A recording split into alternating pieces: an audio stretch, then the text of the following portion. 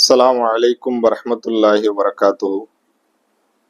திருமறை குர்ஆனினுடைய வெறும் 4 வசனங்கள் தான், 47 எழுத்துக்கள் தான், எல்லா நேரமும் நாம் அதிகமாக ஓதிக்கொண்டிருக்கக்கூடிய ஒரு சூரா. மிக எளிமையான ஒரு சூரா. நம்மில் நிறைய பேர் மனனம் செய்திருக்கக்கூடிய ஒரு அற்புதமான சூரா. குர்ஆன் ஓத தெரியாதவர்கள் கூட இந்த சூறாவை அதிகம் ஓதி காட்டுவதை பார்க்க முடிகிறது, மனனமாக ஓதுவதையும் பார்க்க முடிகிறது.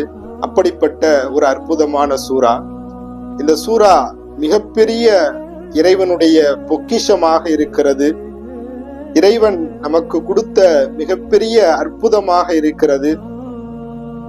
இந்த சூறாவினுடைய ஒரு நெகிழ்ச்சியான நிகழ்வையும் நாம் கண்டிப்பாக தெரிந்து கொள்ள வேண்டும். பெருமானார் ஸல்லல்லாஹு அலைஹி வஸல்லம் அவர்கள் தபூக் யுத்தத்திற்காக வேண்டி சென்றிருக்கிறார்கள்.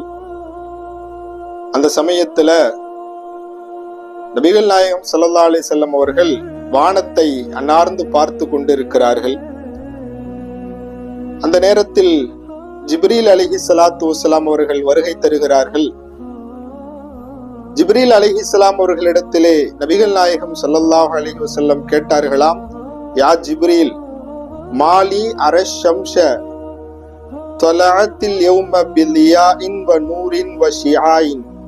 என்றைக்குமே இல்லாமல் இன்று சூரியன் மிக பிரகாசமாக உதயமாகி இருக்கிறதே, மிகவும் ஒளியாக இருக்கிறதே என்று ஜிப்ரீல் அலைஹிஸ்ஸலாம் அவர்களிடத்திலே கேட்டபோது ஜிப்ரீல் அலைஹிஸ்ஸலாம் அவர்கள் சொன்னார்களாம், இன்னதாலிக்க முஆவியத் இப்னு முஆவியத்துல் லைஸி மாத்த பில் மதீனத்தில் யௌம்.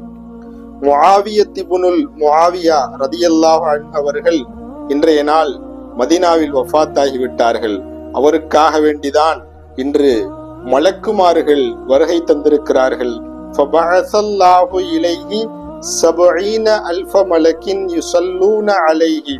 அவருடைய ஜனாசா தொழுகை வைப்பதற்காக வேண்டி, அவருடைய ஜனாசாவில் கலந்து கொள்வதற்காக வேண்டி கிட்டத்தட்ட 70,000 மலக்குமார்களை அல்லாஹு தஆலா வானத்திலிருந்து அனுப்பியிருக்கிறான். அதனால் தான் மலக்குமார்களினுடைய வருகையினால் சூரியன் மிக பிரகாசமாக இருக்கிறது என்று சொன்னார்களாம் ஜிப்ரீல் அலைஹிஸ்ஸலாத்து வஸ்ஸலாம்.